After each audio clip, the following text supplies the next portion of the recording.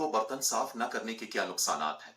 जवाब इस्लामी तालीमात की रोशनी में देंगे और आपको ये भी बताएंगे कि इसके बारे में हजरत अली रजी अल्लाह ताला अन्हु का क्या फरमान है। इस बारे में आपको आगे तफसील से बताया जाएगा। कहते हैं कि हजरत अली रजी अल्लाह ताला अन्हु से एक औरत ने अपने घर की परेशानियां बयान की और फरमाया कि मुझे समझ नहीं आती कि हमारे घर में क्यों बेबरकती होती है। इस पर हजरत अली रजी अल्लाह ताला अन्हु ने दरियाफ्त फरमाया कि क्या तुम रात को बर्तन धोकर सोती हो?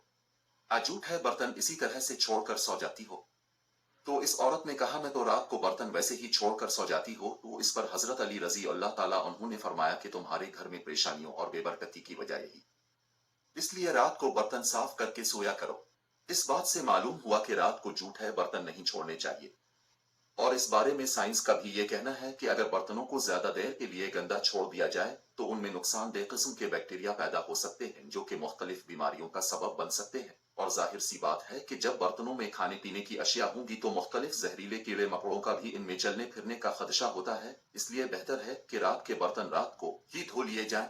दोस्तों, यहाँ पर आपको ये भी बताते चली कि अहादीस नबी सल्लल्लाहु अलैहि वसल्लम में ऐसी कोई तालीम सामने नहीं आई है जिसमें रात को बर्तन धोने या न धोने के बारे में कोई तशरीह हो, लेकिन रात को सोने से पहले बर्तनों को ढांपने के बारे में ताकीद मिलती है। और इस बारे में मुख्तलिफ रवायात हैं जिनमें यह सबक मिलता है कि सोने से कब्ल खाने पीने के बर्तनों को बिस्मिल्लाह कहकर ढांप देना चाहिए। अगर कोई चीज ना मिले तो कम अज कम एक लकड़ी ही सही बिस्मिल्लाह कहकर इस पर रख दी जाए, इसलिए कि शैतान बंद दरवाजों को और ढके हुए बर्तनों को नहीं छूता। एक और हदीस में आप सल्लल्लाहु अलैहि वसल्लम ने इसका सबब ये बयान फरमाया कि साल में एक रात ऐसी आती है जिसमें वबा और बिला नाजिल होती है, और जिस चीज का मुंह बंद ना हो और जो बर्तन ढका हुआ ना हो इसमें ये वबा उतरती है।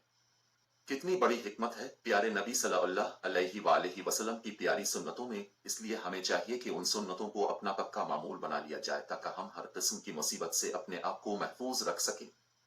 अल्लाह से दुआ है कि अल्लाह हमें आका सल्लल्लाहु अलैहि वसल्लम की तालीमात पर अमल की तौफीक अता फरमाए। आमीन। Thank you for watching.